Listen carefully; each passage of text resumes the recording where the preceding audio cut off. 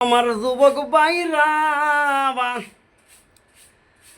আমি মধুর কণ্ঠে এই কোকিল কণ্ঠে আপনাদের কিছু কথা বলতে চাই। ও যুবক ভাইরা, এই পাগলার কথাগুলা খেয়াল করে শোনো রে ভাই। তোমরা বিয়া করবে ঠিক আছে, খুব খেয়াল করে বিয়া করবে রে ভাই। বিয়া করার আগে সর্বপ্রথম আগে দেখবো মেয়ের মায়ের ব্যবহার কিরাম, তারপরে দেখবো মেয়ের খালার ব্যবহার কিরাম, তারপরে দেখবো ভাই ওই মেয়ের নানির ব্যবহার কিরাম, তারপরে দেখবে ওই মেয়ের বুনির ব্যবহার কিরাম।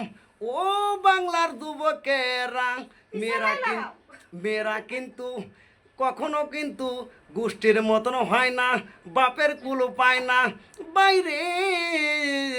মীরা কিন্তু মায়ের গরু পায়, নানির গরু পায়। ও ভাই খেয়াল করে বিয়া করবা। আর যদি এইগুলি বিয়া খেয়াল করি না করেন, তাহলে কখনো কিন্তু আপনারা কিন্তু সুখ শান্তি পাবেন না বাইরে। যৌতুকের টাকার লবে পাগল হয়ে যাও, যেখানে যেখানে সেখানে ডুবাই দাও। ও ভাই, যদি এই পাগলার কথা না শোনো, না শুনি যদি বিয়া করো, তাহলে ভাই তোর জীবন ভর ওই চায়ের দোকান পাহারা দিতে তোর জীবন যাবে বাইরে।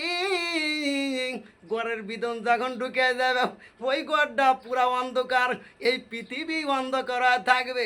এই কারণে ভাই যৌতুকের টাকার লোভে কখনোই এইরকম ভুল কাজ করা যাবে না।